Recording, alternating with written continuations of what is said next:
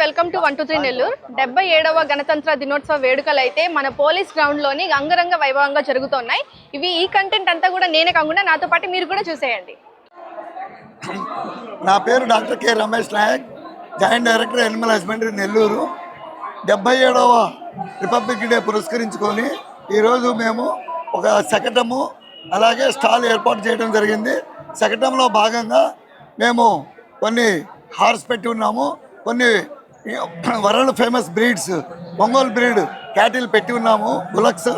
అలాగే శకటం కూడా ఏర్పాటు చేసి మేలు రకమైన గేదె దూడలు, ట్రిపుల్ సెక్సాటెడ్ సెమెను, అలాగే అసిల్ పౌల్ట్రీ బర్డ్స్ ఇట్లాంటి ప్రొడక్టివిటీ పెంచడానికి, జీవీఏ పెంచడానికి రైతు సోదరులకు అందరికీ అండర్స్టాండింగ్ అయ్యేటట్టుగా ఈ శకటము యాజ్ వెల్ యాజ్ స్టాల్ ఏర్పాటు చేయడం జరిగింది.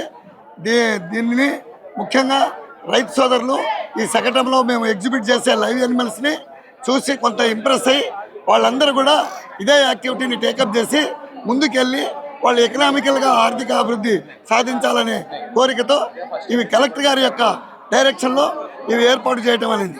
థ్యాంక్ యూ వరణ. సార్ ఫస్ట్ టైం మీరు కంటెంట్ని ఇప్పుడు ప్రిపేర్ చేయడం?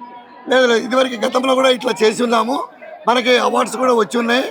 దానిలో భాగంగానే ఈరోజు కూడా మనము ఈ ప్రదర్శనలు ఏర్పాటు చేయడం జరిగింది. అందరికీ, నెల్లూరు జిల్లా ప్రజలందరికీ, ఉద్యోగస్తులకు అందరికీ 77వ గణతంత్ర దినోత్సవ శుభాకాంక్షలు. గ్రామీణ నీటి సరఫరా శాఖ తరఫున ఈరోజు శకటం వచ్చి స్వచ్ఛాంధ్ర కాన్సెప్ట్ మీద పెట్టడం జరిగింది.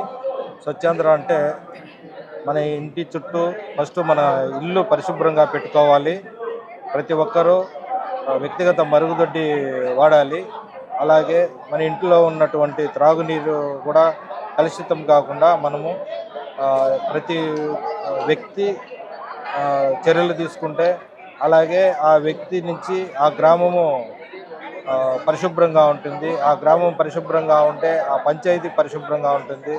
ఆ పంచాయతీ పరిశుభ్రంగా ఉంటే ఆ జిల్లా మొత్తము పరిశుభ్రంగా ఉంటుంది.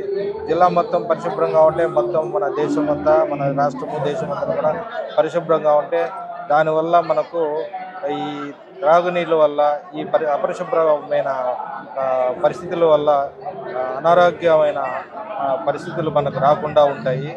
చాలామంది పేద ప్రజలు అనారోగ్యం వల్ల తాను సంపాదించిన డబ్బులంతా కూడా వైద్య ఖర్చులకే ఖర్చు పెట్టడం జరుగుతుంది.